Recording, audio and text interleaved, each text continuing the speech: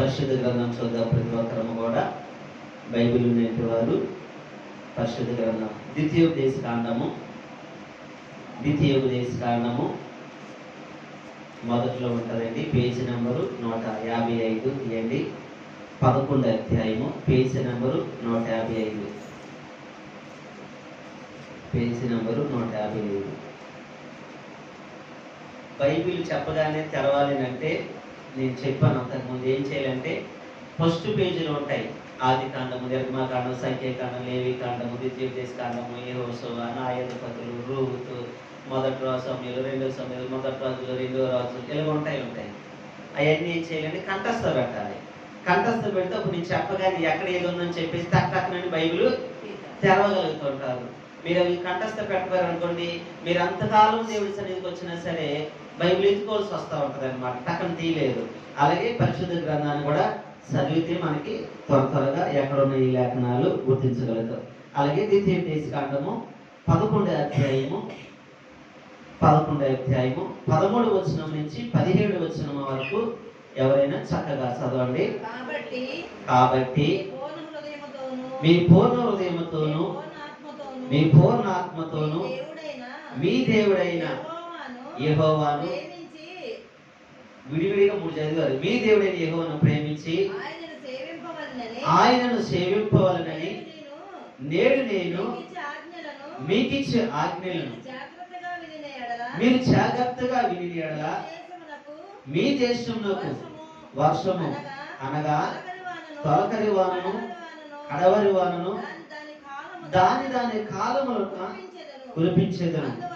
అందువలన నీవు నీ ధాన్యమును నీ ద్రాక్ష రసమును నీ నూనెను పూడ్చుకుందువు, మరియు నీవు తిని తృప్తి పొందినట్లు నీ పశువుల కొరకు నీ చాలయందు గడ్డి మొలిపించేదను.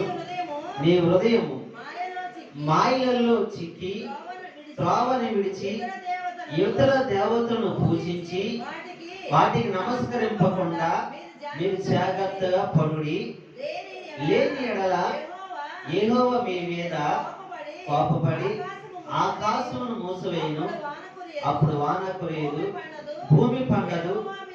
యెహోవా మీకు ఇచ్చుచున్న ఆ మంచి దేశములు ఉండకుండా మీరు శీఘ్రముగా నశించెదరు. దేవునికి స్తోత్రాలు.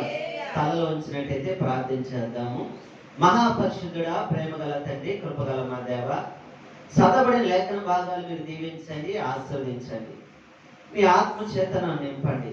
మీ ఆత్మచేతను నింపి నాలో మీరుండి నా నోటికి కోరగుండి నాయన వచ్చిన ఈ బిడ్డలందరితోనూ, యాంత్రంతో నింపిన వారితోనూ, లైవ్ ద్వారా చూస్తున్న వారితో కూడా మీరే మాట్లాడి మీ ఘనమైన శ్రేష్టమైన జీవగల నామానికి ఘనత, మహిమ, ప్రభావములు పొందుకోమని యేసుక్రీస్తు పరిశుద్ధ నామన్న అడిగి వేడుకుంటున్నాము తండ్రి.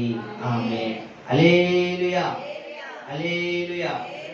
చదవబడిన లేఖన భాగాన్ని మనం గమనించినట్లయితే ఇశ్రాయేలు అందరూ కూడా ఐగుప్తు దేశం నుంచి అబ్రహాముకి ఇస్తానన్న ఆ కనానా దేశంలోకి వారు ప్రయాణమే వచ్చినప్పుడు ఆ పాలు తేనె ప్రవహించే దేశంలో అంటే ఆ కనానా దేశంలో అడుగు ద్వారం ఉంటుండగా దాంట్లో ప్రవేశించే ముందు ఐగుప్తు నుండి తీసుకొచ్చిన మోషే వారందరికీ కూడా దేవుడి యొక్క లేఖనములను విషాదపరుస్తున్నాడు. ఏమనంటే, మీరు ఆ దేశంలోకి వెళ్ళినప్పుడు దేవుడు మీకు అనుగ్రహించిన ఆజ్ఞలను మీ పూర్ణ హృదయముతోను మీ పూర్ణాత్మతోను మీ దేవుడైన యెహోవాను ప్రేమించి సేవించాలి. ఆజ్ఞలు ఎక్కడా మర్చిపోకూడదు. అలాగే చేసిన ఎడల దేవుడు మీకు ఇస్తానన్న దేశంలో వర్షాన్ని కురిపిస్తాడు. ఎలాగా? దాని కాలముల ప్రకారంగా తొలకరి వర్షమును కడవరి వర్షమును కురిపిస్తూ ఉంటాడు. అది కురిపించినప్పుడు నీవు నీ ధాన్యమును, నీవు నీ ద్రాక్షారసమును, నీవు నీ నూనెను కూర్చుకుంటావు. అవి కూర్చుకొని ఒకవేళ కూర్చుకుంటారు, నువ్వు తిని తృప్తి పొంది నీ పశువులు కూడా గడ్డి మొలిపిస్తావు. అయితే ఇవన్నీ తినేసి మాయాలోకములో పడి, ఎక్కడంటండి? మాయాలోకములో పడి నువ్వు ఇతర దేవతలను పూజించి వాటిని నమస్కరించితే జాగ్రత్త, జాగ్రత్త. వాటిని నువ్వు నమస్కరిస్తే అప్పుడు ఆకాశం వర్షం ఇవ్వదు, భూమి పంటనివ్వదు. నేను ఏ దేశంలో అయితే నడిపిస్తున్నాను ఆ దేశంలో నీవు ఉండవు, దాంట్లో ఉండకుండా నీవు నశించిపోతావని చెప్పి మోసే ఇశ్రాయేలు ప్రజలకి ఉపదేశిస్తున్నాడు. దేవునికి స్తోత్రాలు లేదా? దేవునికి స్తోత్రాలు లేదా? ఈ లేఖనాలను ప్రియులారా మనము కూడా చాలా జాగ్రత్తగా గమనించి మన హృదయములలో వీటిని మనం ఏం చేసి ఆస్వాదపరచుకోవాలి. ఏం చేసుకోవాలండి? హృదయంలోనికి ఆస్వాదించుకోవాలి. అంటే మన హృదయంలోకి ప్రియులారా వీటిని కూడా నెమరు వేసుకోవాలి. అప్పుడు ఇశ్రాయేలు ప్రజలకి చెప్పిన మాటలు ఎక్కడ నడిపించడానికి? ఈ లోకములో. లోకం అంటే ఐగుప్తు అంటే లోకము, ఐగుప్తు అంటే చీకటి, ఐగుప్తు అంటే శ్రమ, ఐగుప్తు అంటే బాధ, ఐగుప్తు అంటే ఘోరమైన భయంకరమైన విపత్తులు.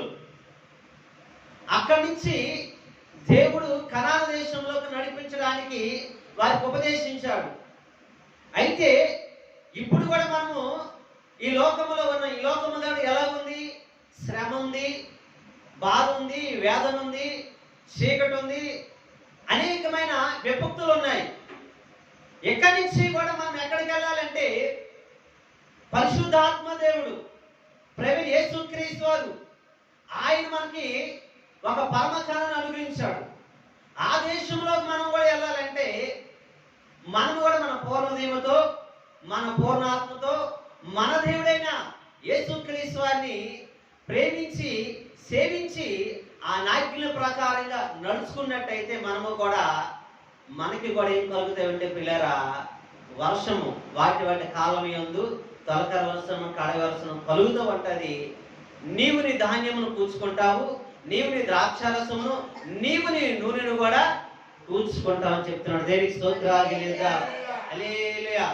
అయితే ప్రభువే చెప్తున్న మాట, ఇది మాయాలోకము.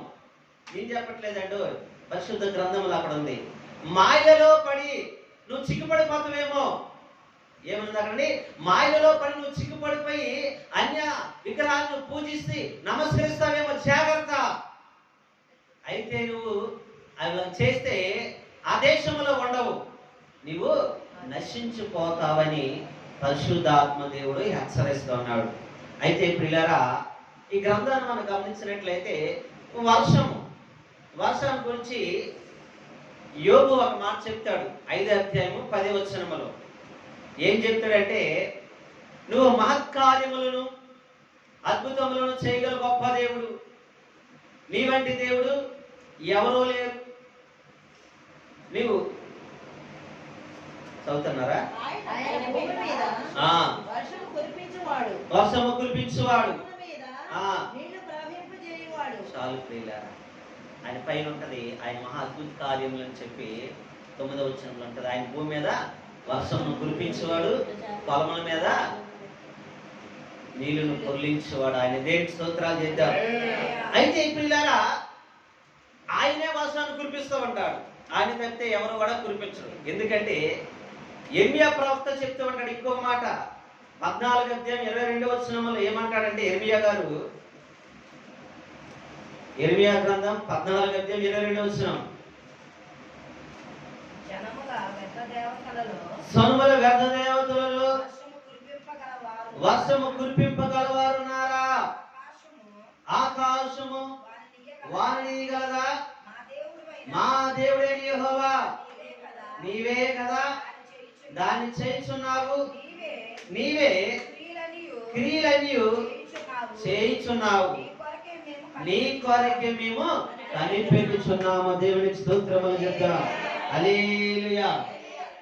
ఇక్కడ యెర్మీయా చెప్తున్నాడు, నీవు జనములలో వ్యర్థ దేవతలలో వర్షాన్ని కురిపింపగలవారు ఉన్నారండి? ఎవరైనా లేరు.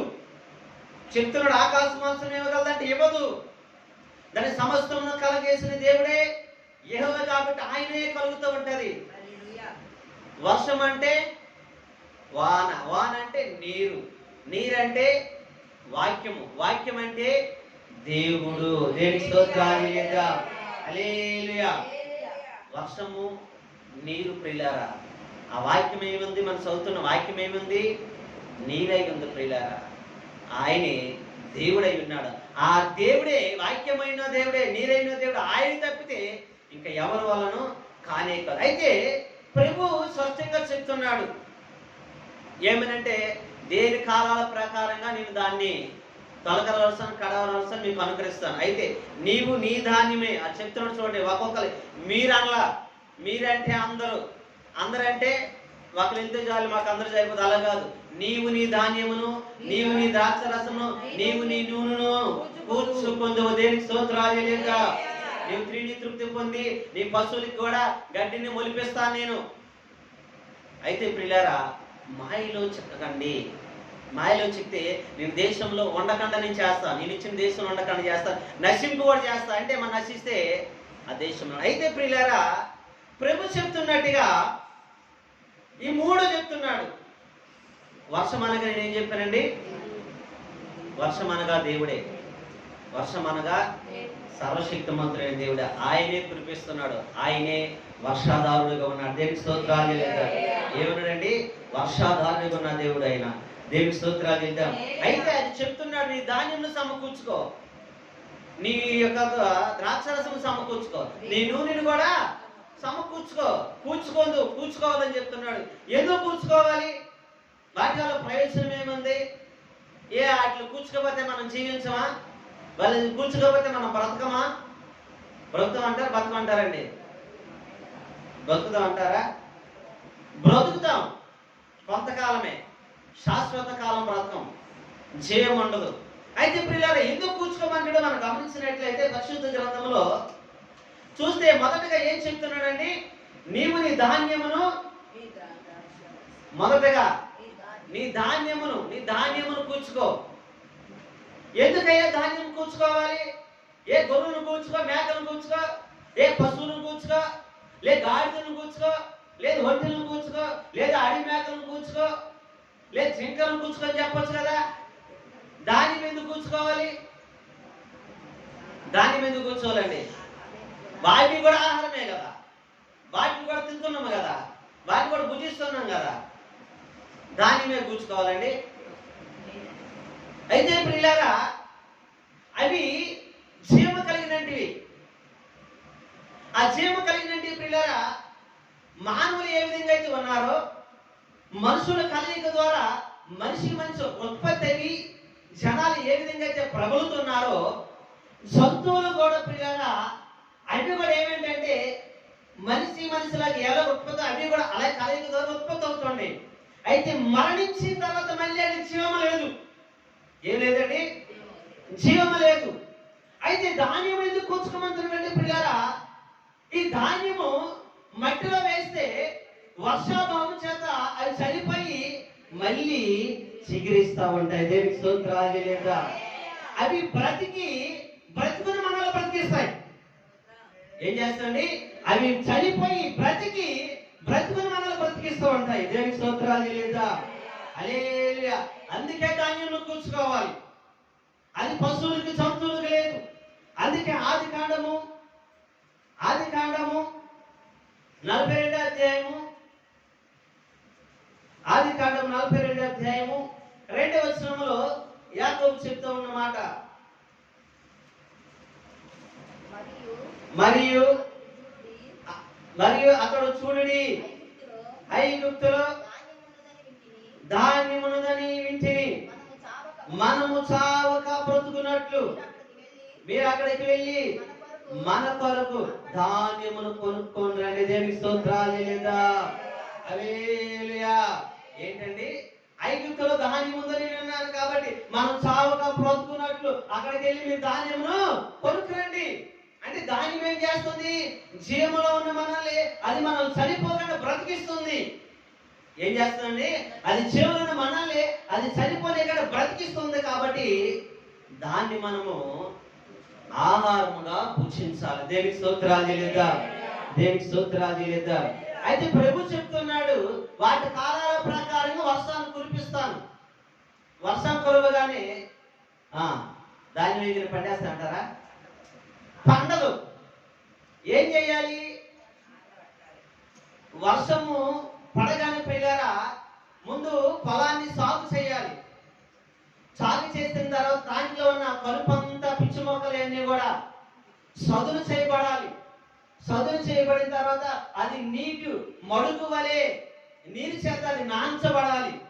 అది నీటి చేత నాంచబడినప్పుడు నువ్వు విత్తనములు ఇచ్చినప్పుడు విత్తనాలు ఇచ్చినప్పుడు అవి వాటిలో పడి ప్రియులారా చనిపోయి ఏం చేస్తా అంటే మళ్ళీ జీవింపజేస్తా. దేవుని స్తోత్రాలు లేదా? అలే అవి జీవించి మనల్ని బ్రతికిస్తూ ఉంటాయి. అయితే మనం ఏం చేయాలి ప్రియులారా? మనకు ఎలాగో అనుగ్రహిస్తున్నాడు, మనం బ్రతకాలి, నిత్యము బ్రతకాలి. నిత్యము జీవమే కావాలి. మనకి ఏం కావాలండి? నిత్యమే జీవమే కావాలి. అనిత్య జీవం కావాలని కదా ప్రభు దగ్గరికి వస్తున్నా. ఇంకా వేరే దానికి వస్తే వస్తున్నారా? వేరే దాని కనుక వస్తే మాత్రం నేను ఏం చెప్పలేను. హల్లెలూయా. ఆయన బాబు లేచి సరిగ్గా కూర్చోమ్మా, సరిగ్గా ఇటు వ్యక్తి మంచోడు అంటాను. ఫోన్తో ఆడకూడదు. చదువుకున్నందుకు చూడు విను, ఆడకూడదు. కొద్దిసేపు కూర్చో. మంచోడు అంట నువ్వు, బాలుడు మంచివాడు అంట. బ్లెస్సింగ్. హల్లెలూయా. అయితే ప్రియులారా ఇప్పుడు ఏం చేయాలంటే సాగు చేయాలి. ఇప్పుడు మనం నిత్యము జీవించాలి. నిత్యము జీవించాలంటే ఒక మనిషి ప్రియులారా నీ కొరకు నా కొరకు చనిపోయి లెగిసి మళ్ళీ ఎవరు జీవం పొందుకుంటారో ఆయన్ని అనుసరించితే, ఆయన ఆత్మానుసారంగా మనం నడిస్తే మనం ఏం చేస్తామండి? జీవిస్తామంటారా లేదంటారా? హల్లెలూయా, హల్లెలూయా. అయితే ప్రియులారా ఇప్పుడు చెప్పినంత ప్రకృతి సంబంధమైంది, జీవ సంబంధమైంది, ఆత్మ సంబంధమైంది. మనం ఏం చేయాలంటే దాన్ని సమకూర్చుకోవాలి. ఏం చేయాలండి? ఆత్మ సంబంధమైంది ఎక్కడ దొరకదు. ఏ కొట్టులో, ఏ అంగడిలో, ఏ వీధిలో, ఏ పొలాలు దొరకదు. అది మనం సమకూర్చుకోవాలి. ఒక వ్యవసాయదారుడు దాన్ని మనం సమకూర్చుకున్నట్టుగా మనం కూడా ఏం చేయాలంటే ఆత్మ సంబంధమైన దాన్ని మనం కూర్చుకోవాలి. కూర్చుకుంటే కదా దొరకదు. ఎందుకంటే పిల్లరా ఐగుప్తు దేశం నుండి కనాను దేశంలోకి ఇశ్రాయేలు ప్రజలు నడిపించినప్పుడు వాళ్ళు ఎర్ర సముద్రం దాటగానే వారు తీసుకొచ్చిన పిండి అయిపోయింది, రొట్టెలు అయిపోయినాయి. ఆడికి వచ్చిన తర్వాత వారు అంటారు, ఇశ్రాయేలు ప్రజలు అందరూ, ఈ అరణ్యములో మమ్మల్ని సావడానికి తీసుకొచ్చారా? ఐగుప్తు దేశంలో సమాధులు కరువయ్యి అరణ్యంలో సంపీలను మమ్మల్ని తీసుకొచ్చారని చెప్పి మోసే అని చెప్పి చొరుగుతూ ఉంటారు, అడుగుతుంటారు. అయితే ప్రియులారా వ్యవసాయం చేయడానికి అక్కడ వాళ్ళు ఎక్కడికైనా ప్రయాణం వెళ్తుండగా అక్కడ పొలాలు, విస్తారమైన అడవులు, అరణ్యాలు, కొండలు ఉన్నాయి. ఎక్కడ వ్యవసాయం చేయలేదు. కానీ పిల్లరా వారు జీవించడానికి ఆ పరమ కానాలు నడిపించడానికి, యేసును నడిపించడానికి ప్రభు వారి వారికి ఏం చేశాడంటే పిల్లరా ఆకాశపు మన్నాను కురిపించాడు. దేవునికి స్తోత్రాలు లేదా? హల్లెలూయా. వారు విత్తలేదు, కొయ్యలేదు. ఏం చేయలేదండి? వారు విత్తలేదు, కొయ్యలేదు. పిల్లరా చూడండి, కీర్తన గ్రంథము 78:24.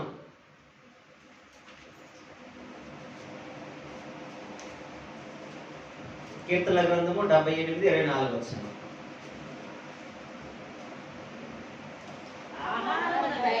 ఆహారమునకై ఆయన వారి మీద మన్నాను కురిపించెను, ఆకాశ వారికి అనుగ్రహించెను, దేవదూతల ఆహారం. చాలు పిల్లలు, దేవునికి స్తోత్రాలు లేదా? హల్లెలూయా. ఏ ఆహారం పూజించారండి? దేవదూతల ఆహారం పూజించారు. ఆకాశం నుంచి ఆయన మన్నాను కురిపించారంట. అది ఆకాశము ధాన్యం అంట. దేవునికి స్తోత్రాలు లేదా? హల్లెలూయా. మన పితరులు ప్రియులారా వారు పంట కొయ్యలేదు. ఎందుకంటే ప్రియులారా ఆయన పగల మేఘ స్తంభం, రాత్రి అగ్ని స్తంభం కూడా ఆయనే వర్షాధారుడుగా ఉన్నాడు. వారికి ఏమైనాడండి? ఆయనే వర్షాధారుడు ఉన్నాడు. ఆయన నిత్యము ఆకాశం నుండి ఆకాశ ధాన్యమును కురిపిస్తున్నాడు. దేవదూతలు భుజించిన ఆహారం తిన్నారు. వారు నిత్య జీవం పొందుకున్నారు. మనం నిత్య జీవం పొందుకోవాలండి. ఆహారాన్ని, ఆత్మీయ ఆహారాన్ని మనం సమకూర్చుకోవాలి. ఆత్మీయ మనాన్ని మనం సమకూర్చుకోవాలి. అది సమకూర్చుకోవాలంటే పిల్లరా నీ కొరకు, నా కొరకు చనిపోయి తిరిగి లేచినటువంటి వ్యక్తి ఈ భూలోకంలో ఎవరైనా ఉన్నారా? యేసు తప్పితే ఎవరైనా ఉన్నారండి? ఎవరు లేదు. గొంతు చించుకొని కొన్ని లక్షల మంది ఇదిగో ఈయన జీవము గల దేవుడు అని చెప్పినప్పటికీ ఎవరు కూడా విశ్వసించట్ల. ఒక విత్తనం మట్టిలో చనిపోయి మళ్ళీ చిగురింపు చేస్తుంది, బ్రతుకుని మళ్ళీ బ్రతికిస్తుంది. అలాగే ఒక మనిషి చనిపోయి లేచితే ఆయన ద్వారా మళ్ళీ మనం జీవం పొందుకుంటాం తప్పితే వేరే విధంగా మనము పొందుకోలేము. అందుకే పిల్లరా మన పరిశుద్ధ గ్రంథం మనం చూద్దాము, లేఖనాలే మనం ధ్యానిద్దాం పిల్లరా. చూస్తే కొన్ని వచనాలు మొదటి కొరింథీయులకు రాసిన పత్రిక, అందరూ తీయడమా అంగా లేదు, మొదటి కొరింథీయులకు రాసిన పత్రిక 15వ అధ్యాయము, కొత్త నిబంధన మొదటి కొరింథీయులకు రాసిన పత్రిక అపోస్తల కార్యాలు పక్కనే ఉంటుంది. 15వ అధ్యాయము 156 పేజ్, 156 పేజ్, కొత్త నిబంధన 156 పేజ్ తీయండి. అందరూ కూడా శ్రద్ధగా లేఖనాలు అందరూ కూడా వినండి. నేను కంగారు లేఖనం చెప్తాను. 36 వచనం నుంచి 46 వచనం చదువుకుందాం. 36 వచనం నుంచి చదవండి.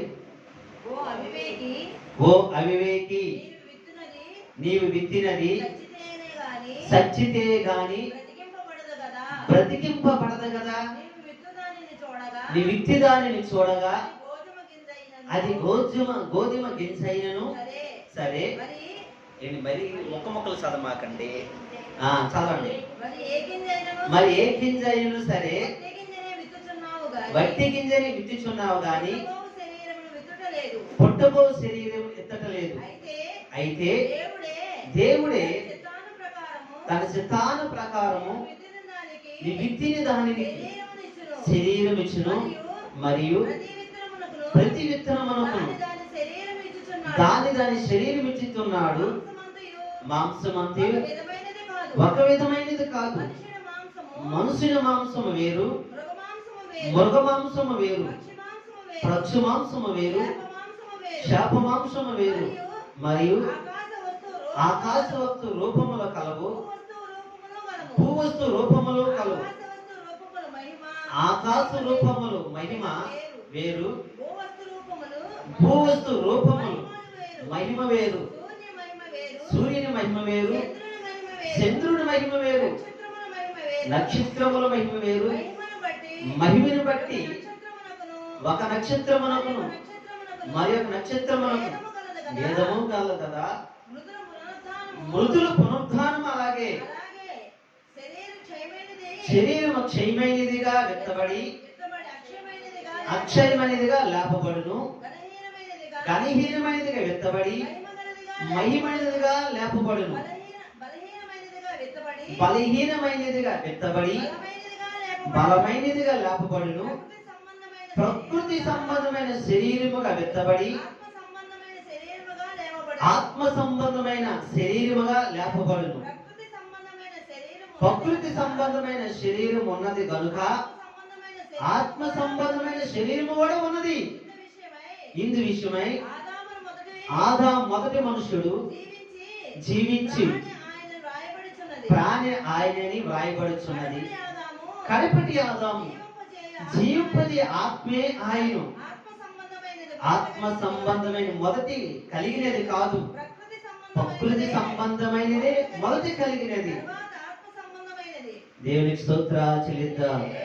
హల్లెలూయా, హల్లెలూయా. ఇక్కడ ప్రియులారా ఇన్ని వాక్యాలు చదివాము, ఏమైనా అర్థమైందండి? ఏమైనా అర్థమైందంటే నా వైపు చూడండి. అయితే విత్తనాల గురించి చెప్తున్నా. ఏ విత్తనమైనా భూమిలో అది చస్తే కానీ బ్రతకదని చెప్పి ప్రభు చెప్తున్నారు. అంటే మన దానికి శరీరం కలిగేసి దేవుడే.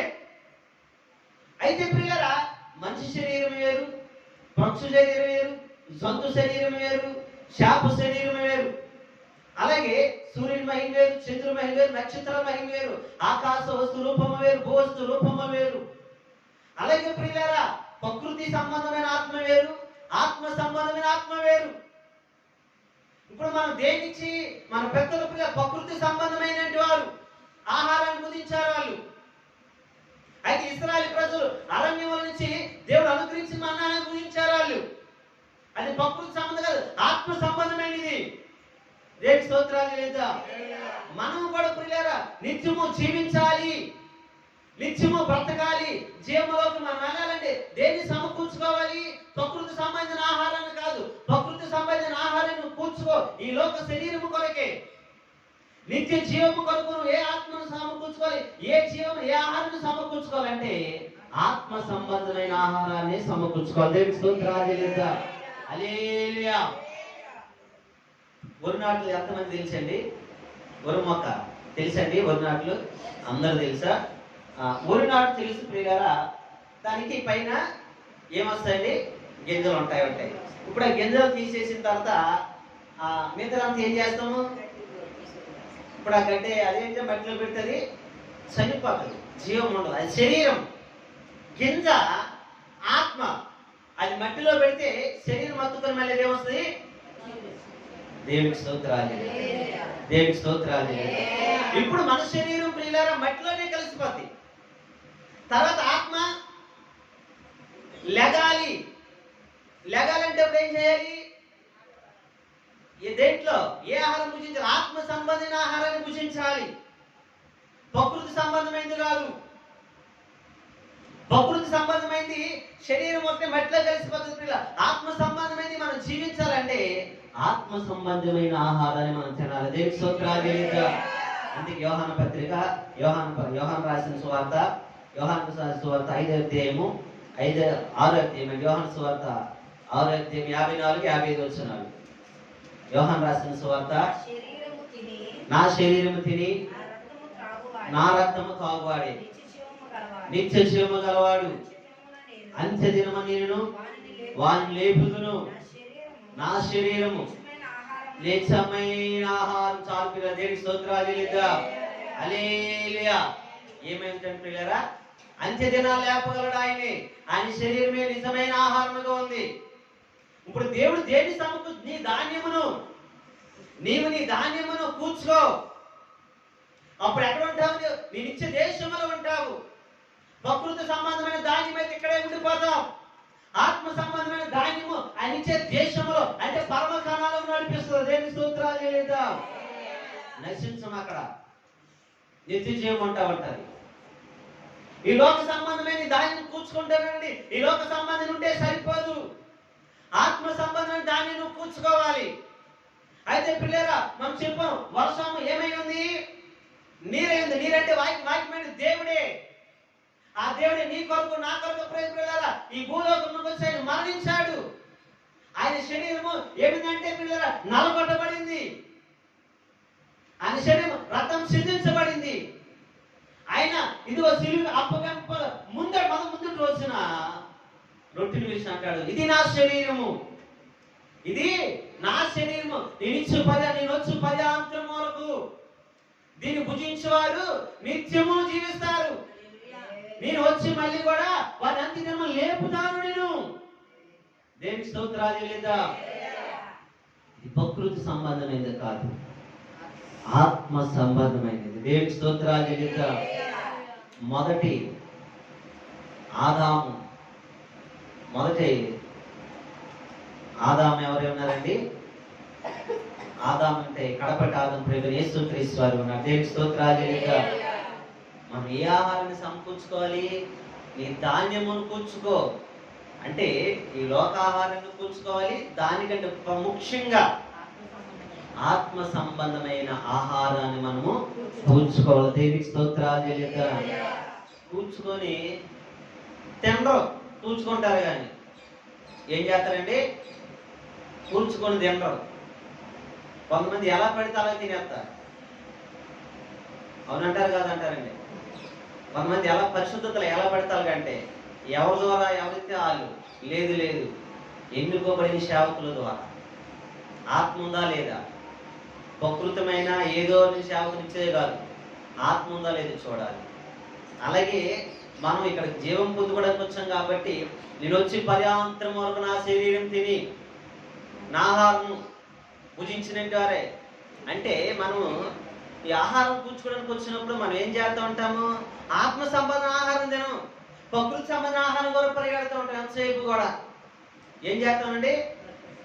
6 దినాలు ఇచ్చాడు దేవుడు. 6 దినాలు కష్టపడండి, జీవించండి, బ్రతకండి అంటే 7వ దినం కూడా మన కాదు అసలుకి.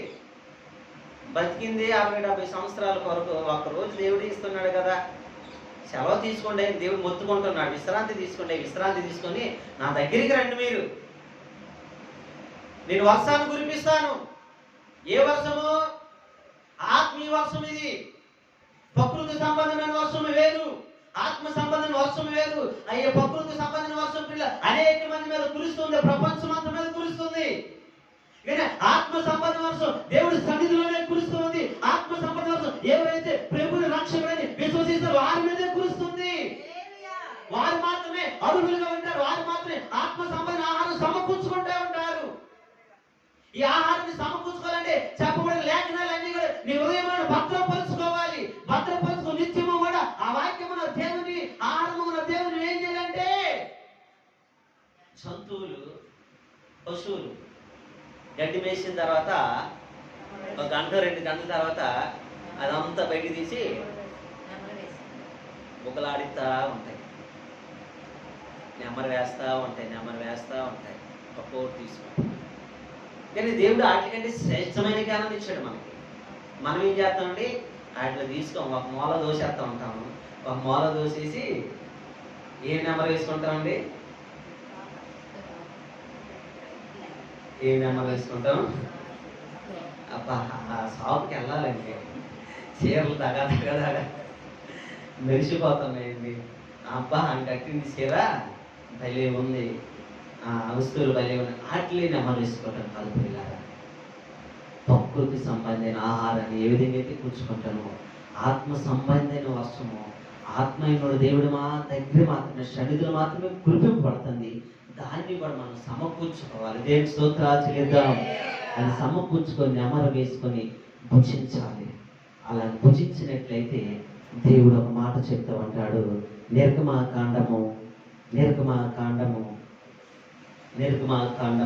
కాదండి, ద్వితీయోపదేశ కాండము 28వ అధ్యాయము 12వ వచనము. ద్వితీయోపదేశ కాండము 28వ అధ్యాయము 12వ వచనము. యెహోవా నీ దేశం మీద వర్షము దాని కాలమందు కురిపించి నీవు చేయే కార్యమంతటిని ఆశీర్వదించును. ఆకాశమును తన మంచి ధననిధిని తెరిచి నీవు అనేక జనములకు అప్పించదు గాని అప్పు చేయు. దేవునికి స్తోత్రాలు లేదా. హల్లెలూయా. ఇవాళ చేస్తంట ఏం చెప్తున్నాడు, యెహోవా నీ దేశం మీద వర్షము, నీ దేశము నీ దేహము, నీ దేశమే నీ దేహము, నీ మీదంట వర్షాన్ని కురిపించి నువ్వు చేయ కార్యం అంతటిని ఆస్వాదిస్తూ ఉంటాడు. ఆస్వాదించడం కదా ఆకాశపు ధనం ఇది. ఏ దాని ఇదండి? ఆకాశపు. ఎలాంటి ధనం ఇది? తుప్పెట్టిపోయే దాని ఇది కాదు, ఎలకలతో తినేసే దాని ఇది కాదు, కాలిపోయే దాని ఇది కాదు. ఆ ధననిధిని ఒక్కసారి అనుగ్రహించబడిందంటే అది ఎంత కాలానికి తుప్పి పెట్టిపోదు, కాలిపోదు. అది ఎలకలు పురుగులు తినివేయవు, పురుగులు కోట. అది మంచి ధననిధి. నువ్వు అప్పిస్తా ఉంటావు కానీ అప్పు కోసము చెయ్యి చాపనే చాప. దేవునికి స్తోత్రాలు లేక. హల్లెలూయా. అటు గొప్ప కృపతో దేవుడు మనల్ని ఆశీర్వదిస్తానంటున్నాడు. దేవునికి స్తోత్రాలు లేదా. ఎందుకు ఇప్పుడు మనం ధాన్యాన్ని సమకూర్చుకోవాలి? ఎందుకు సమకూర్చుకోవాలండి? మనం నశించిపోకుండా ఉండాలి. మనకిచ్చిన దేశం మనం జీవించి ఉండాలంటే ఏం చేయాలి? ధాన్యాన్ని సమకూర్చుకోవాలి. ప్రకృతి సంబంధమైనది కాదు, ఆత్మ సంబంధమైనది. మన పితరులు ఎక్కడి నుంచి తిన్నారండి? ఆకాశపు అన్నాన్ని, ఆకాశపు ధాన్యం తిన్నారు. అది దేవదూతలు భుజించిన ఆహారాన్ని భుజించారు. ఆహారమే మనందరూ భుజించుదుము గాక. మన ప్రభు అలాంటి గొప్ప కృపను మన మీద అనుగ్రహించును గాక. హల్లెలూయా, హల్లెలూయా. మనం ఎందుకంటే పిల్లారా, మనం నశించిపోకుండా అనిచ్చి దేశంలో నివసించాలి. అందుకొరకే మనం ధాన్యాన్ని సమకూర్చుకోవాలి. అంతేగాని దానిని సమకూర్చుకున్నాడంటే పరిశుద్ధ గ్రంథాన్ని చాలాసార్లు ఎన్ని విధాలు అర్థం చేసుకోవాలండి? 3 విధాలు. చెప్పండి. చెప్పారు కదా పాస్టర్ గారు, 3 చెప్పారు. మీరు అందరూ చెప్పమంటే చెప్పమ్మా, చెప్పండి. ఎవరైనా చెప్పండి. ఏంటి నేను చెప్పమంటున్నా కండి, ఆయన చెప్తున్నారు కండి. నోట్లో ఎందుకు? గట్టిగా చెప్పు. మరి ఏం చదువుతున్నా? ఏం నేర్చుకుంటున్నా? వస్తే టక్టాగా చెప్పాలి. ఒకటి అక్షర రూపంగా పరిశుద్ధ గ్రంథాన్ని చదవాలి, అది ఎవరైనా చదవచ్చు. రెండు ఆత్మానుసారంగా ప్రార్థన పూర్వకంగా. మూడు పోలికలుగా అర్థం చేసుకోవాలి. దేని స్తోత్రాలు. ఈ మూడు విధాలుగా బైబిల్ గ్రంథాన్ని అర్థం చేసుకోవాలి. నువ్వు అక్షర గ్రంథాలు చదువుకుంటే ఎవరైనా చదవచ్చు, ఇంగ్లీష్ తెలుగుని ఎవరైనా చదువుకుంటే వెళ్ళిపోవచ్చు. ప్రార్థన పూర్వకంగా చదివితే బైబిల్లోని లోతైన మర్మాలు మనకు అర్థమవుతూ ఉంటాయి. అవి పోలికలు కూడా మనం అర్థం చేసుకోవాలి కొన్ని. దేనికి స్తోత్రాలు తెలియదా? అందుకే దేవుడు చెప్తున్నది ప్రియారా, ప్రకృతి సంబంధమైన మనకి ఎలాగో దేవుడు అనుగ్రహించాడు. ఇప్పుడు ఆత్మ సంబంధాన్ని దాన్ని మనం ఏం చేయాలండి? కూర్చుకోవాలి. అందుకే నీవు నీ ధాన్యమును కూర్చుకొందువు. ఎవరికి వాళ్ళే, మీరు అనలే, మీరేంటి అందరూ వచ్చేస్తూ ఉంటారు, కానీ ఎవరికి వాళ్ళే కూర్చుకోవాలి ఇక్కడ. ఎందుకంటే నా అబ్బాయి, ఎందుకంటే మా అమ్మాయి నేను వస్తున్నాను మా ఇంట్లో అంటే నువ్వే వెళ్తావు.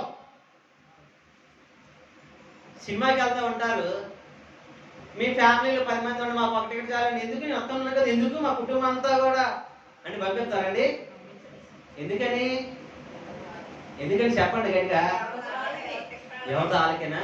మరి బస్సులో కూడా మీ బస్సులో 10 మంది, మా కుటుంబం 10 మంది అండి, ఒకటే టికెట్ ప్లీజ్. నా పేరండి పద్మా గారు, మీకు 10 మంది ఉన్నాం. 10 మంది కాదు, నువ్వు 100 మంది ఉందో కుదరదమ్మా. నువ్వు ఇద్దరైనా నీ టికెట్ నువ్వే కూర్చో, మిగతా దిగండి. హల్లెలూయా. ప్రకృతి సంబంధమైన ఒకదాన్ని కూర్చుకోవచ్చు, ప్రకృతి సంబంధమైన వారు ఒకవే కష్టపడవచ్చు, కానీ ఆత్మ సంబంధమైంది, ఫల సంబంధమైంది, జీవము కలదు పిల్లలు. ఎవరికి వాళ్ళకి కూర్చుకోవాలి. ఎవరు ఎంత కూర్చుకుంటే వాళ్ళకే ధన్యత, ఎవరు ఎంత కూర్చుంటే వాళ్ళే దేవుని మహిమను పొందుకుంటారు. అది ఫల సంబంధమైంది పిల్లలు. దేవునికి స్తోత్రాలు చెల్లిద్దా. హల్లెలూయా. ఎవరు లోతుల్లోకి వెళ్ళిపోయి ప్రార్థన చేస్తారు, ఎవరు ఇదిగో ఆ ప్రకృతి సంబంధమైన ఆసక్తి కలిగి కూర్చుకుంటాడు, దేవుడు అంతకంటే ఆ చేయి పనులన్నింటి మీద ఆయన ఏం చేస్తాడంటే ఆశీర్వదిస్తూ ఉంటాడంట. మంచి దాన్ని ఇచ్చి వారిని ఆస్వాదిస్తాడు. అప్పు చేస్తలేదు, అప్పు ఇచ్చేవారు కొంటారు. దేవునికి స్తోత్రాలు లేదా. అటు గొప్ప కృప దేవుడు మీకు అందరికి అనుగ్రహించును గాక. రెండవది చూద్దాం. రెండవ మాట చూస్తే పరిశుద్ధ ఆత్మ దేవుడు చెప్తున్నాడు మాట. రెండవది ఏం చెప్తున్నాడండి? నీ ద్రాక్షారసము కూర్చుకో. నిమ్మరసం కూర్చుకోమనొచ్చుగా, బద్దరసం కూర్చుకోమనొచ్చుగా, దానిమ్మ రసం కూర్చుకోమనొచ్చుగా, నారింజ రసం కూర్చుకోమనొచ్చుగా, చెరుకు రసం కూర్చుకోమని తీయగా ఉంటది. ఏంటండి అవునంటారు కదంటారా? అవేవి కూర్చుకొని అసలు ఎందుకు ద్రాక్ష రసం కూర్చుకోవాలి?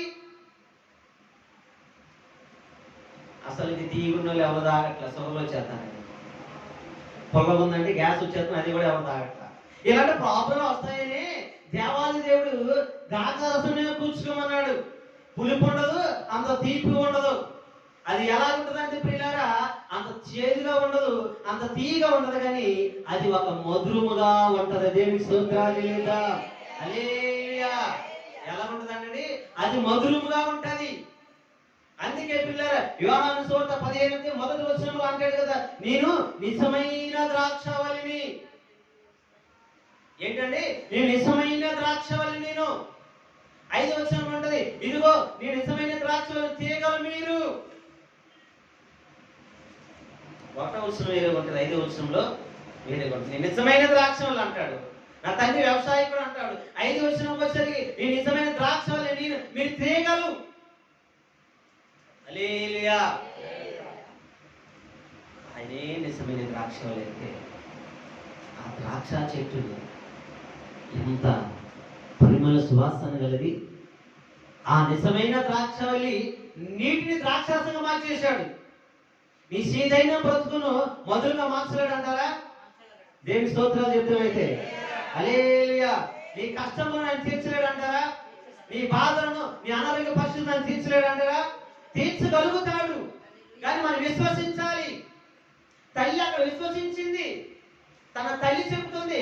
ఎవరు చెప్పాలండి? ద్రాక్షరసం అయిపోయింది, పెళ్లికి వెళ్ళాం మనం అలా చూడమన్నారు. ద్రాక్షరసం అయిపోయింది, పెళ్లికి వెళ్ళాం మనం, ఆ వంట దగ్గర మనం పెట్టారు, బిర్యానీ అయిపోయింది, చికెన్ అయిపోయింది. ఇప్పుడు ఎవరు చెప్పాలి? పరుగు పని ఎవరు చెప్పాలండి? చెప్పండి, ఎవరు చెప్పాలి? పెళ్లి గాలి ఇంటి గాలి వాళ్ళకి, పెళ్లి కొడుకో తండ్రికో తల్లికో చెప్పాలి.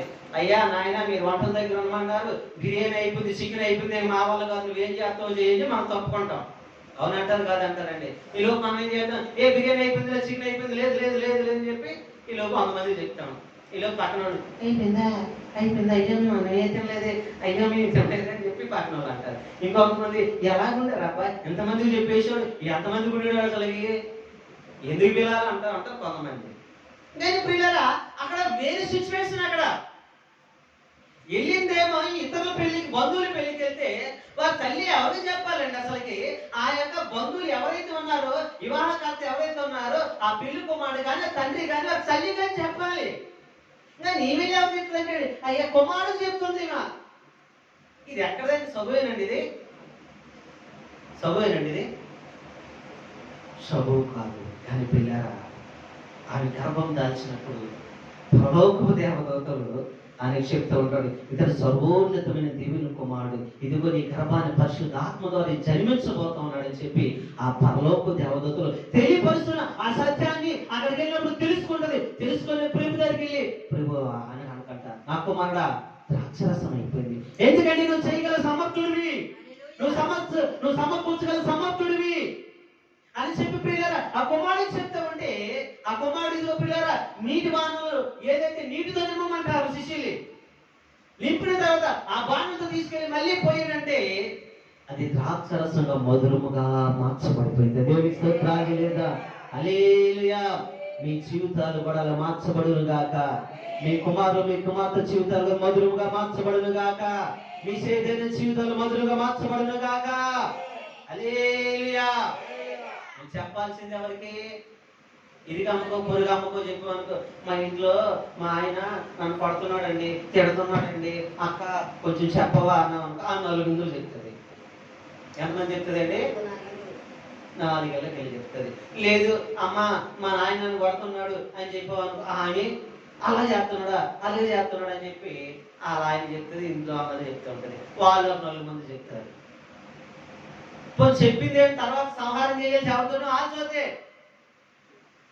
మనటి వారికి అలాగన్నారు వీళ్ళన్నారు ఇప్పుడు చేశారంటారు. నేను ఇప్పుడు చెప్పాల్సింది ఎందుకంటే పిల్లరా పరిశుద్ధాత్మ దేవుడికి నువ్వు మనం కలిగి ఉన్న దేవుడికి నువ్వు బోధించాలి, చెప్పాలి.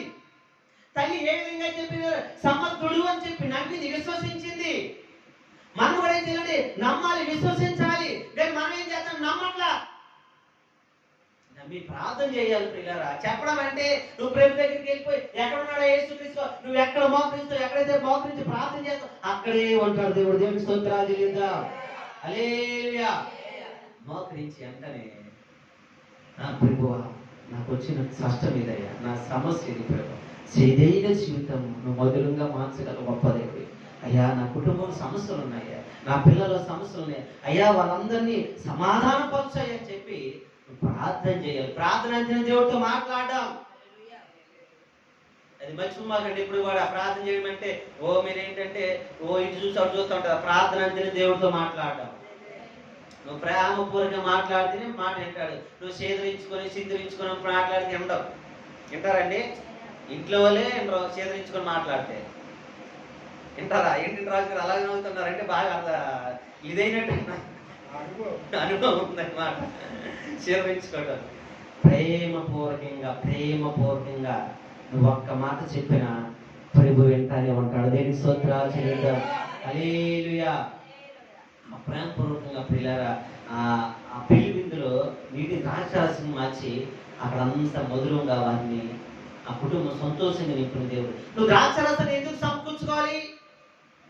నేను ఈ జీవితం మధురంగా మార్చబడడానికి, ఆ ద్రాక్షలో నీ జీవితం పరిమళ సువాసన ఉండడానికి, ఆ నిజమైన ద్రాక్ష వల్ల ఉన్నాడు కాబట్టి. అందుకే పిల్లలు చూస్తే మనము పరిశుద్ధ గ్రంథ లేఖనాలు మనం గమనించినట్లయితే 1 కొరింథీయులకు రాసిన పత్రిక 15వ అధ్యాయము సారీ అండి, అది కాదండి, రోమలికి రాసిన పత్రిక 5:9 రోమలికి రాసిన పత్రిక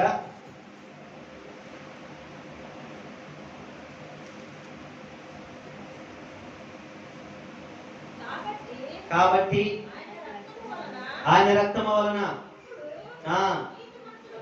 నీతిమంతులుగాను తీర్చబడి మరింత నిత్యముగా ఆయన ద్వారా ఉగ్రత నుండి రక్షింపబడుతుంది. దేవునికి స్తోత్రాలు చెల్లిద్దాం. అది కానీ సామెతల గ్రంథం 31:6 కూడా చదవండి. సామెతల గ్రంథం 31:6.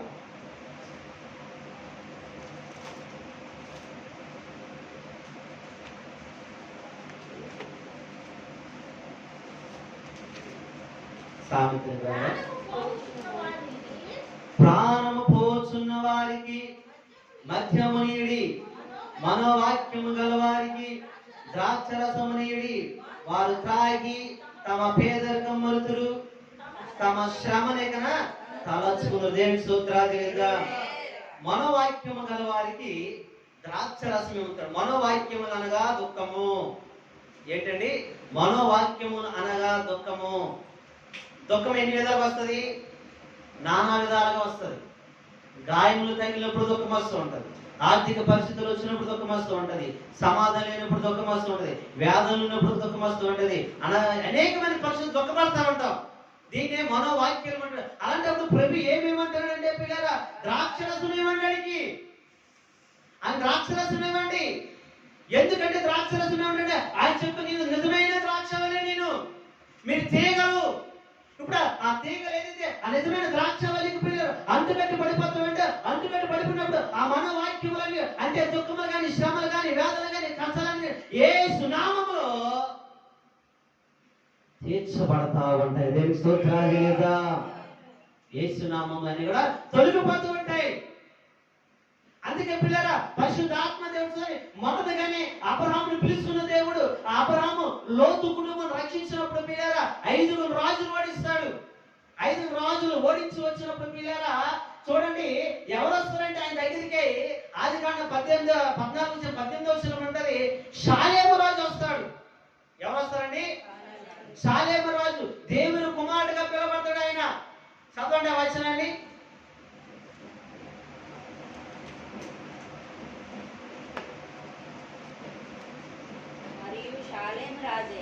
మరియు షాలేము రాజు అయిన మెల్కీషెదెకు రొట్టెను ద్రాక్షరసం తీసుకొని వచ్చును. అతడు సర్వోన్నతుడు, దేవునికి యాజకుడు. అప్పుడు అబ్రహామును ఆశీర్వదించి ఆకాశమునకు భూమికి సృష్టికర్త అయిన సర్వోన్నతుడైన దేవుని వలన అబ్రహాము దీవింపబడునుగాక. నీ శత్రువులు నీ చేతికి అప్పగించిన సర్వోన్నతుడు దేవుడు స్తుతింపబడునుగాక. దేవుని స్తోత్రాలు చేద్దాం. హల్లెలూయా. చూస్తే పిల్లరా ఎందుకు ద్రాక్షరసం సమకూర్చుకోవాలంటే, సర్వోన్నతమైన దేవుడు అంట శత్రువులు సైతం మిత్రులుగా మార్చేస్తుంది. మన వాక్యములు అంటే దుఃఖములు సైతం పిల్లల అవి సమస్యలు సైతము, వ్యాధులు సైతము, కష్టములు సైతము, శ్రమలు సైతం తొలగించగలుగుతాయని. అది ఆత్మీయ సంబంధమైనది. ప్రభువైన యేసుక్రీస్తు వారు మరణించినప్పుడు పిల్లారా నా రక్తము ఏమైందండి? నా రక్తము ప్రతి గాయములను కడుతుంది, నా రక్తము స్వస్థపరచబడుతుంది, నా ఉచ్చి పర్యాంతరము ఇది నా శరీరమును నా రక్తమును సేవించండి. నా రక్తం పాప క్షమాపణ కలగజేస్తుంది. అది ఇప్పుడు మెల్కీషెదెకు ఎక్కడికి వచ్చాడు పిల్లారా? సర్వోన్నతుడైన దేవుని కుమారుడు యాజకుడిగా పిలువబడ్డాడు మెల్కీషెదెకు. అబ్రహాము దగ్గరికి వచ్చి అబ్రహాము దీవించబడిన ఆశీర్వదించబడిన వాడా, సర్వోన్నతుడైన దేవుని చేత ఆశీర్వదించబడిన వాడు చెప్తున్నాడు. దేవునికి స్తోత్రాలు లేదా? ఆయన ఎప్పుడైతే వచ్చాడు పిల్లరా అప్పటి నుంచి అబ్రహాముకు శత్రువు లేరు, అప్పటి నుంచి అబ్రహాముకు యుద్ధం లేదు, అప్పటి నుంచి దేవుడి యొక్క ఆశలు పొందుకుంటూనే ఉన్నాడు. అప్పటి నుంచి అంతకు ముందు అయితే శ్రమ, కరువు, ఇబ్బందులు, అనేకమైన పరిస్థితులు అనుభవించాడు. ఎప్పుడైతే మెల్కీషెదెకు సర్వోన్నతుని యాజకుడు వచ్చాడో ఆ ద్రాక్షరసం సేవించిన తర్వాత అప్పుడు బట్టి శత్రువు లేదు పిల్ల, ఆశీర్వాదాలే పొందుకున్నాడు. దేవుని స్తోత్రాలు చేద్దాం. అంటే పిల్లరా మనము ఈ ద్రాక్షరసాన్ని ఎందుకు సమకూర్చుకోవాలంటే తాగడానికి, తాగి మొత్తులు పడుకోవడానికి కాదు. నిర్మాకాండలు ఉంటారు, మీరు మత్తులో ఉన్నట్టుగా ద్రాక్షరసం మధ్యలో మీరు తాగొద్దని చెప్పి ఉంటది. కానీ మనం మొత్తం అయిపోవడానికి కాదు, ఆత్మ సంబంధంగా కూర్చుకోవాలి.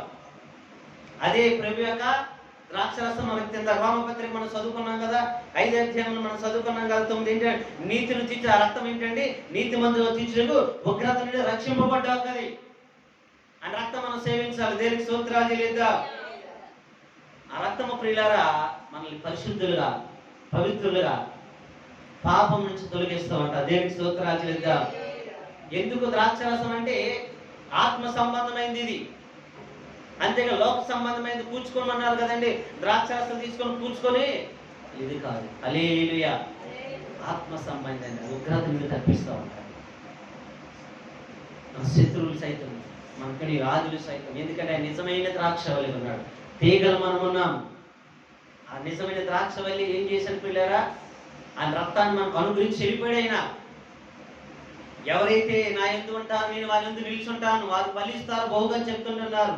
ఆ రక్తం నీలో ఉన్నాయి కాబట్టి, రక్తదారు నీలో ఉన్నాయి. నువ్వు ఫలించాలంటే నువ్వేం చేయాలి, ఇంకా దాన్ని నువ్వు సమకూర్చుకోవాలి. బాగా ఏం చేయాలండి, నీ అనువనుకున్న రక్తదాలు యేసు రక్తంతో నిండిపోవాలి. నీ ప్రతి రక్త బిందు కూడా యేసు మాటే పలకాలి. దేనికి స్తోత్రాలు లేదా. అలాగ పలికితేనే ప్రియులారా దేవుడు ఉగ్రత నుండి తప్పిస్తూ ఉంటాడు. దేవుని స్తోత్రాలు లేదా. అందుకే ప్రభు ఇంకో మాట చెప్తున్నాడు, ఏమనంటే పిల్లారా, సర్వోన్నతమైన దేవుడు చేత ఆశీర్వదించబడిన అబ్రహామా. ఎవరి చేత ఆశీర్వదించబడ్డాడండి, సర్వోన్నతమైన. నీ శత్రువులను సైతము ఏం చేశాను, నీ శత్రువులను నీ చేతికి అప్పగించిన సర్వోన్నత దేవుడు స్తుతింపబడును. హల్లెలూయా. ఆయన రక్తం మనం నిత్యము కూడా ఆత్మ సంబంధమైంది మనం పొందుకోవాలి. ఏ పునరుద్ధాన ఆదివారం రోజు అయితే మనము ఆయన శరీరము, ఆయన రక్తం మనం ఇస్తూ ఉన్నామో, అప్పుడు మనం ఏం చేయాలండి, పొందుకుంటే ఉగ్రత నుండి తప్పించబడతాము. శత్రువులు సైతం మనము విడుదల కలుగుతూ ఉంటాం. దేవుని స్తోత్రాలు చేద్దాం. వ్యాధుల నుంచి కూడా మన శరీరం మనకేమొస్తుంది, స్వస్థత కలుగుతుంది. ఎందుకంటే పిల్లరా ఆయన రక్తం మన నీతిమంతులుగా రక్షిస్తుంది కాబట్టి. దేవుని స్తోత్రాలు చేద్దాం. మొదటి ధాన్యాన్ని ఎందుకు సమకూర్చుకోవాలి చెప్పాలండి. ధాన్యాన్ని ఎందుకు సమకూర్చుకోవాలి, మొదటిది చెప్పండి, ఆయన అనుభవించే దేశంలో ఉండడానికి, నశించిపోకుండా, ఆత్మ సంబంధంగా నశించిపోకుండా ఆయన మనకి ఇస్తున్న పరమ కణాలు ఉన్నాడు. రెండోది పిల్లల ద్రాక్షరసం ఎందుకు మనం సమకూర్చుకోవాలంటే నీతిమంతులుగా మనం తెచ్చిన నీతిమంతులే ఆ దేశంలో ఉంటారు. ఆయన ఏం చెప్తున్నాడు మూలవాక్యములో, మీరు మాయాలలో చిక్కుపడకండి. ఎక్కడ చిక్కుపడకండి, మాయలలో చిక్కుపడకుండా మీరేంటి ఎవరు పూజిస్తారు, అన్ని దేవతలను పూజించకుండా జాగ్రత్త పడుడి. ఆ మాయలో చిక్కబడకుండా మనం ఉండాలంటే ఆయన రక్తాన్ని నిత్యము కూడా మన కొరకు సిందించిన ఆత్మ సంబంధమైన రక్తాన్ని మనం ఏం చేయాలండి, సమకూర్చుకోవాలి. ఆయన మనం సమకూర్చుకొని మన శరీరం అంతా రక్తంతో నింపబడితేనే మనం నీతిమంతులుగా ఉంటాం. అప్పుడే ఆయన దేశానికి మనము నిల్చుంటాం. దేవునికి స్తోత్రాలు ఇద్దాం. మూడవది చెప్తున్నాడు, నేను చెప్పి ముగించేస్తుంటాను. మూడవ మాటగా ఏం చెప్తున్నాడు అంటే పిల్లరా, ఏం చెప్తున్నాడండి, నూనె, నీవు నీ నూనెను కూర్చుకోద్దు. నూనెలు చాలా ఉన్నాయి, అవునంటారు కాదంటారండి, చాలా రకాల నూనెలు ఉన్నాయి. దేవుడు చెప్తున్నాడు ఒకటే, నూనెను కూర్చుకోద్దు. నూనె ఆత్మకు సాదృశ్యంగా ఉంది ప్రియులారా. దేనికి సాదృశ్యం ఉందండి, ఆత్మకు సాదృశ్యం ఉంది. పాత నిబంధనలో నూనె చేత అభిషేకించబడారు అందరూ కూడా. మొదటి రాజు సౌలైనా, రెండో రాజు దావీదైనా, మూడో రాజు సొలొమోను అయినా, తర్వాత రాజు అయినా, ఏ రాజైనా దేవుని ఆత్మ చేతే నూనె చేత అభిషేకించబడ్డారు. అయితే ప్రేమ యేసుక్రీస్తు వచ్చిన తర్వాత నూనె చేత కాక ఆత్మ చేత అభిషేకించబడుతున్నారు. దేవుని స్తోత్రాలు చేద్దాం. ఎలాగ నూనె చేత కాకుండా ఆత్మ చేత అంటే పిల్లరా, మేడగదిలోకి ఏ నూనె వచ్చిందండి, నూనె వేసి ఆత్మ అభిషేకించారు. అక్కడ దేని చేత అభిషేకించబడ్డారు, 120 మంది పిల్లరా ఆత్మ చేత, మేడగదిలో ఆత్మ చేత అభిషేకించబడ్డారు. వారు ఎక్కడికి వెళ్ళిన ప్రియులారా, కొర్నేలు ఇంట్లో ఆత్మ చేత అభిషేకించబడ్డారు. ఇప్పుడు నేను కూడా దేని చేత అభిషేకించబడ్డాము, ఆత్మ చేత అభిషేకించబడ్డాము. దేవునికి స్తోత్రాలు చేద్దాం. అంటే పిల్లలు నూనె దేనికి సాదృశ్యం ఉందండి, ఆత్మ చేత. ఈ ఆత్మ ప్రభు యేసుక్రీస్తు వెళ్ళిపోయి ఏం చెప్పాడైనా, నేను ఈ మధ్య ఆదరణకర్తను పంపిస్తున్నాను, ఆయన సత్య స్వరూపైన ఆత్మ, ఆయనే పరిశుద్ధ ఆత్మ దేవుడు. దేవునికి స్తోత్రాలు చేద్దాం. ఇప్పుడు ఆ నూనె చూస్తే పిల్లరా చేసే కార్యాలు ఏంటి అంటే, మొదటి రాజుల గ్రంథము మొదటి రాజుల గ్రంథము 17వ అధ్యాయము 12వ వచనం, పేజీ నెంబర్ 297-98. అందుకామె నీ దేవుడైన యెహోవా జీవము తోడు, గుడ్డిలో తొట్టెడు, తొట్టెలో పట్టెడు పిండియు, గుడ్డిలో కొంచెం నూనెయు నా యొద్ద ఉన్నాయని. సరిగా చదవండి, మళ్ళీ చదవండి, 12వ వచనం చదవండి ఒకసారి. అయితే నేను మీ వద్ద నుండి 12వ వచనం చదవండి. అందుకామె నీ దేవుడైన యెహోవా జీవము తోడు, తొట్టెలో పట్టెడి పిండియు, గుడిలో కొంచెం నూనెయు నా యొద్ద ఉన్నవే గాని అప్పం ఒకటైనను లేదు. మేము చావక ముందే నేను ఇంటికి పోయి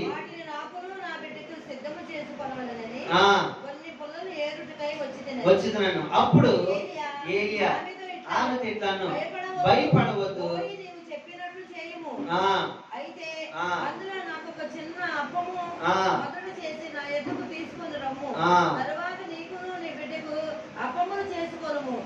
భూమి మీద యెహోవా వర్షము కురిపించే వరకు ఆ తొట్టిలో ఉన్న పిండి తక్కువ కాలేదు. దేవునికి స్తోత్రాలు చెల్లిద్దాం. హల్లెలూయా. ఇక్కడ ప్రియులారా, ప్రకృతి సంబంధించిన వర్షం ఇక్కడ కూడా మనకు కనబడుతుంది. ఏం కనబడుతుంది? యెహోవా వర్షం కురిపించకంటే ఇంకా 3 సంవత్సరాలు ఉంది. ఇప్పుడు ప్రకృతి సంబంధించిన ఆహారం లేదు అక్కడ, అయిపోయింది. ఇప్పుడు ఆమె కొంచెం పట్టిడి పిండి ఉందంట, కొంచెం నూనె ఉందంట గుడ్లో. అది తన కుమారుడు ఆమె ఏం చేశారంటే పొలలేరుకు వచ్చి అది తినేసి ఇంక చచ్చిపోతాం, ఎందుకంటే ఆహారం లేదు, ఇంక చచ్చిపోతాం కాబట్టి అని చెప్పి పేరుకుని వస్తే ఈలోపు దైవసేవకుడు ఆయన దగ్గరికి వచ్చాడు. ఎవరు వచ్చారండి? ఏలియా దైవసేవకుడు ఆయన దగ్గరికి వచ్చి, అమ్మా నాకు ఒక అప్పం చేసి పెట్టంటే, దైవసేవకుడా నా అక్కడ కొంచెం పిండి కొంచెం నూనె ఉందయ్యా, నా అక్కడ ఇంకేం లేదంటే, అప్పుడు చెప్తున్నాడు దేవుడు, నాకు మొదటగా ఒక అప్పము చేస్తున్నాము. అయితే పిల్లరా, అప్పుడు చెప్తున్న మాట మనం చూస్తే అంటే ఏమిటంటే, భూమి మీద యెహోవా వర్షము కురిపించే వరకు పిండి తక్కువ కాలేదు, గుడ్డులు నూనె అయిపోలేదు. దేవుని స్తోత్రాలు చెల్లిద్దా. అయితే పిల్లరా, అప్పుడు వరకు ఆమె ఎలాగుంది? దేవుడు నమ్ముకుంది. కానీ ఏలియాని మనం అక్కడ గమనించినట్లు పరిశుద్ధాత్మగా మనం గమనించవచ్చు. పరిశుద్ధాత్మ దేవుడు అక్కడికి వెళ్ళినట్టుగా పిల్లలు మనం చూసినట్లయితే, ఇప్పుడు ఆ పరిశుద్ధాత్మ దేవుడు ఆ ఇంట్లో నివసించగానే ఇప్పుడు ఏమైందంట పిల్లరా? గుడ్డులో నూనె అయిపోలేదు, తొట్టులో పిండి అయిపోలేదు, 2 గడుపులేరా వర్షం కురిపించే వరకు అవి సమృద్ధిగానే ఉన్నాయి. దేవుని స్తోత్రాలు చెల్లిద్దాం. హల్లెలూయా. అందుకే నేను ఎందుకు ఈ మాట మీద చెప్తున్నానంటే పిల్లరా, పరిశుద్ధాత్మ దేవుడు మన దగ్గర ఉంటే, పరిశుద్ధాత్మ దేవుడు మనం స్వీకరిస్తే, ఇప్పుడు ఎవరున్నారు మన మధ్యలో? ఎవరు సంచరిస్తున్నారండి? ఉన్నారని ప్రతి ఒక్కరు నమ్మాలి. పరిశుద్ధాత్మ ఉన్నాడు కాబట్టి ఆయన మనము స్వీకరించి, పరిశుద్ధాత్మ ఉన్నాడు, చూస్తున్నాడు, ప్రతిదీ మన పనులు గమనిస్తున్నాడు, మనం గమనించి ఆయన భయపడి చేస్తున్నట్టయితే నీ గుడ్డులో నూనె తరిగిపోదు, నీ తొట్టులో పిండి కూడా తరిగిపోదు. దేవుని స్తోత్రాలు చెల్లిద్దాం. ఆకాశం అసమేమోపోవచ్చు, భూమి పంట పండపోవచ్చు, కానీ నీవు మాత్రం నిత్యము జీవించే ఉంటావు. దేవుని స్తోత్రాలు చెల్లిద్దాం. అదే పరిశుద్ధాత్మదేవుడి కార్యము. ఆయనే పరిశుద్ధాత్మదేవుడు. ఆ పరిశుద్ధాత్మదేవుడు పిల్లరా మన మధ్యలో ఆత్మ సంచరి సంచరిస్తూ ఉన్నాడు. ఆయన నమ్మి నువ్వు విశ్వసించినట్టయితే దేవుడు నాకు తోడుకున్నాడని చెప్పి నువ్వు విశ్వసిస్తే నిన్ను చంపేడు పిల్లరా. ప్రకృతి సంబంధమైన ఆహారం నీకు పని లేదు. జీవ సంబంధమైన ఆహారము, పెద్ద ఆత్మ సంబంధమైన ఆహారమే నుంచి మనం భుజిస్తూ ఉంటాము. దేవుని స్తోత్రాలు చెల్లిద్దాం. ఎందుకంటే పిల్లరా, ఆ పరిశుద్ధాత్మదేవుడు చేయగలివాడు. ఇది ఈ లోకంలోని ప్రకృతి సంబంధమైనది. 3 సంవత్సరములు పిల్లరా ఆయన వర్షం లేకున్నప్పుడు కూడా జీవించి ఉన్నారు. అలాంటిది పరిశుద్ధాత్మదేవుడు మనకు సహాయం చేస్తే జీవనం పొందుకుంటే పిల్లరా ఆయన ఏం చెప్తూ ఉంటాడంటే పిల్లరా, చదువుదాం చూడండి. కీర్తన గ్రంథం 133 వచనం.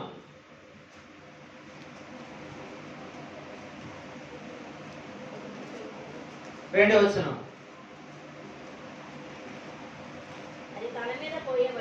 అతని తల మీద పోయబడి అహరోను గడ్డ మీదుగా కారి అతని అంగీలంచు వరకు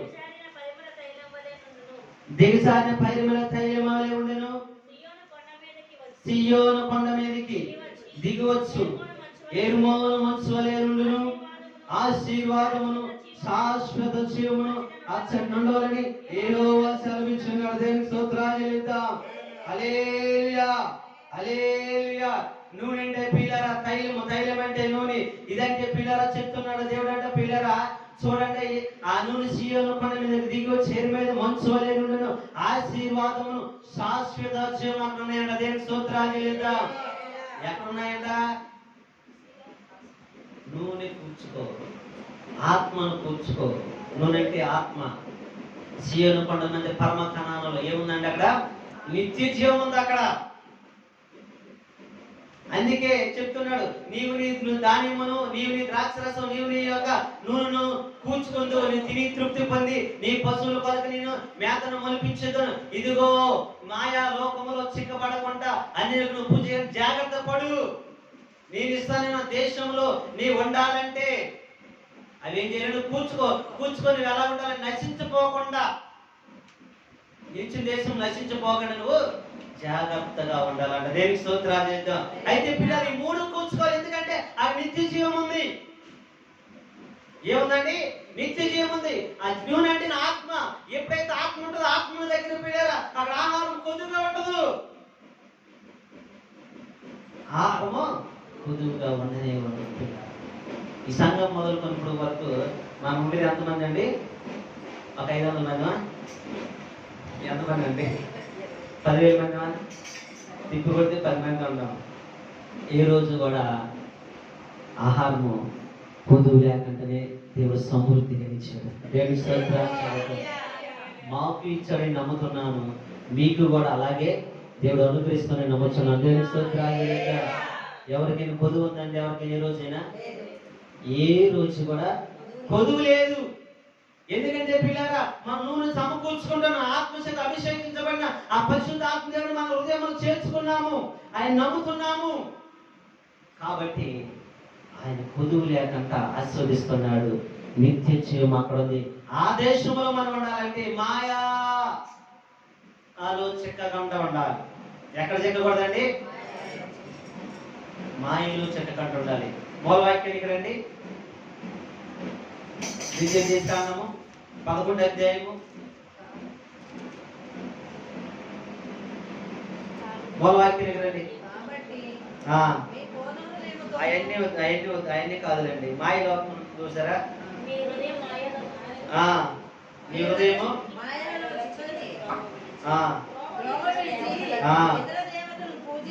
నీ హృదయం మాయలో చిక్కి త్రోవ విడిచి ఇతర దేవతలను పూజించి వాటిని నమస్కరించకుండా మీరు జాగ్రత్త పడి లేని యెడల యెహోవా మీ మీద కోపపడి ఆకాశం మూసివేయును, అప్పుడు వాన కురియదు, భూమి పండదు. ఏం కురదంటే ఆకాశం మూసివేయును.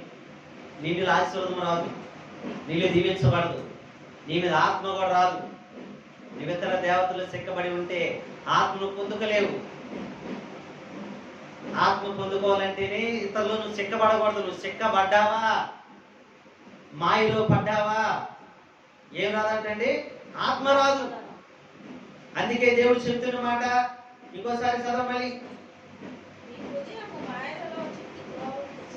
నీ హృదయము మాయలో చిక్కి త్రోవను విడిచి హృదయంలో పూజించి వాటికి నమస్కరించుకొని మీరు జాగ్రత్త పడండి. త్రోవను విడవకండి. త్రోవను విడిస్తే ఆత్మ పొందుకోలేము, దాన్ని సమకూర్చుకోలేము. దాన్ని మనకు ఆహారాన్ని, ఆత్మీయ ఆహారాన్ని సమకూర్చుకోలేము. ఆహార ఆత్మను భుజించలేము. మాయలో పడి ఇతరులను మనం అనుసరిస్తే ద్రాక్షరసాన్ని సమకూర్చుకోలేము. ఏ ద్రాక్షరసం సమకూర్చుకుంటావంటే నేను పాడు చేసి ద్రాక్షరసాన్ని మాయలో పడిన దాన్ని సమకూర్చుకుంటావు.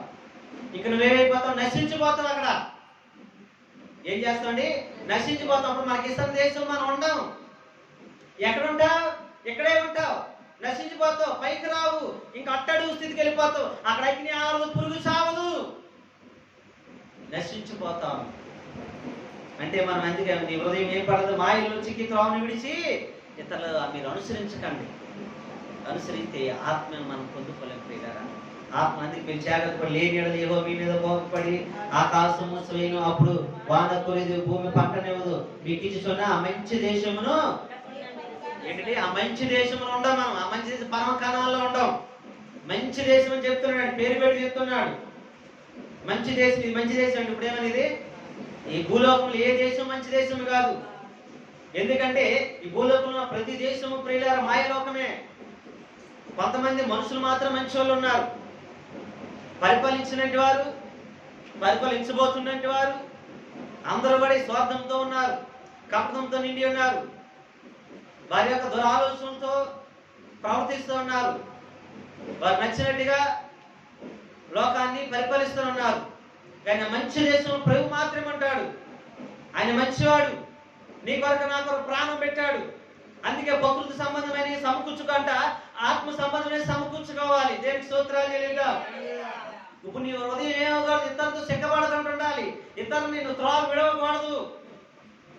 మరణమే ఎదురొచ్చినప్పటికీ నువ్వు త్రోవ విడిచి వెళ్ళకూడదు. త్రోవ విడిచి వెళ్ళడానికి ఏమవుతుంది? వాన కురవదు, ఆకాశం భూమి ఉండదు. మన భూమి భూమి అంటే పంట కూడా ఇవ్వదు అంట. మంచి దేశంలో మనం ఉండము. ఉండగంటనే ఏం చేస్తారంటే చివరి మాటగా నశించిపోతాం అంట. ఏం చేస్తారంటే నశించుతాం. మనం నశించకుండా ఉండాలి, జీవించి ఉండాలంటే పిల్లరా ప్రకృతి సంబంధమైన దేవుడు మనకు అనుగ్రహించాలి అంటే ముందు ఆత్మ సంబంధమైనవే సమకూర్చుకోవాలి. ఏం చేయాలండి? అయితే వర్షం ఎవరై ఉన్నారు? వర్షం అనగా వాక్యము, వాక్యం అనగా దేవుడు, ధాన్యం అనగా ఆహారము, ఆహారం అనగా ప్రభు శరీరము, ద్రాక్ష రసం అనగా నిజమైన ద్రాక్ష వల్ల నేనే. ఆయన నీ కొరకు నా కొరకు నిజమైన ద్రాక్ష వల్ల ఏం చేసింది? రక్తం చిందించింది. ఆ రక్తం మనం పాపములను క్షమిస్తాం, నీతిమంతులుగా తీర్చిదిద్దుతుంది. నీతి రాజ్యంలో మంచి దేశం ఉండాలంటే ఎలా ఉండాలి? నీతిమంతులు ఉండాలి. మూడవది ప్రియులారా నూనె, ఆత్మకు సాదృశ్యంగా ఉంది. ఆ నూనెను ప్రియులారా ఆత్మను మనలో ఉన్నట్టయితే మనం నిత్య జీవం పొందుకుంటాం. ఆత్మ మనల్ని ఎక్కడ తీసుకెళ్తుందంటే నిత్య జీవంలో నడిపిస్తూ ఉంటుంది. దేవుని స్తోత్రాలు చెల్లిద్దాం. హల్లెలూయా. అందుకే పిల్లలు ఇవి కూర్చుకునే వాళ్ళు మహిమ రాజ్యంలో ఉంటాము. ఇవి కూర్చుకోలేకపోతే మహిమ రాజ్యంలో ప్రవేశం హక్కుదారులు కాము, అర్హులము కాదు. ఒకవేళ ఇవి కూర్చుకుని చాలా మంది భుజించరు. హక్కుదారులు ఉన్నప్పుడు భుజించాలి. ఏం చేయాలండి? భుజిస్తే ఉంటేనే ప్రతి ఆదివారం ప్రతి శుక్రవారం ఉపవాస ప్రార్థనలు ఏం చేయాలి? దానిని సమకూర్చుకోవాలి. నువ్వు సమకూర్చుకున్న తర్వాత అన్ని నువ్వు ఏం చేయాలంటే పిల్లారా ఒక దినాన ద్రాక్ష రసం వలె నువ్వు త్రాగాలి. ఏం చేయాలండి? త్రాగాలి. ఎప్పుడు తాగిన తర్వాత పిల్లలు నువ్వు ఆత్మతో నింపబడాలి. నింపబడితే ఆ జీవ గల దేవుడు ఒక దినాన్ని నిత్య జీవంలో నడిపిస్తూ ఉంటాడు. దేవునికి స్తోత్రాలు చెల్లిద్దాం. అటు గొప్ప కృప దేవుడు మనకు అనుగ్రహించును గాక. అంటే పిల్లరా దేవుడే తండ్రి, కుమార, పరిశుద్ధ ఆత్మ దేవుడు. ముగ్గురైన దేవుడే ఒక్కడగా ఉన్నాడు. ఒక్కడైన దేవుడే ముగ్గురుగా మనసుపడ్డాడు. ఆయనే నీ కొరకు నా కొరకు ఆహారముగా బలైపోయాడు. నీ కొరకు నాకు ద్రాక్షరసంగా బలైపోయాడు. నీ కొరకు నా కొరకు నశించిపోకుండా, మాయలో చిక్కబడకుండా, ఇతరులను మనం అనుసరించకుండా, త్రావును విడిచిపోకుండా ఉండడానికి ఆయన ఆత్మను మన మధ్యలోకి పంపించాడు. ఆ ఆత్మీయ కృపా సత్య సంపూర్ణంగా మన మధ్యలో సంచరిస్తున్నాడు. ఆ సంచరిస్తున్న ఈ కాలమే కృపాకాలంలో ఉన్నాము. ఈ కృపాకాలంలోనే ఆత్మీయ దేవుని ఆరాధిద్దాము. ఇంకా మనము ఆత్మానుసారంగా ఆయన ఆత్మను మనము ఆస్వాదిద్దాము. దేవుని స్తోత్రాలు చెల్లిద్దాం. ఆత్మానుసారం అనుగ్రహించి ప్రియులారా మనం ఏం చేద్దామంటే ప్రభు చెప్తున్నట్టుగా ఈ మంచి దేశంలో మనం ప్రవేశించినట్టుగా ప్రియులారా తొలకల వలసను కడవల వలసని మన మీద కురిపిస్తున్నాడు. కాబట్టి నీవు నీ ద్రాక్షరసాన్ని, నీవు ధాన్యమును, నీవు ద్రాక్షరసమును, నీ నూనెను కూడా కూర్చుకుందాం. అలా కూర్చుకున్నట్టుగా ప్రార్థన చేద్దాం ప్రియులారా. కూర్చుకునేట్టుగా ప్రార్థన చేద్దాము. ఆత్మ సంబంధమైన ఎలా కూర్చుకోవాలో దేవుడు మనకి చూపించున్నాడు.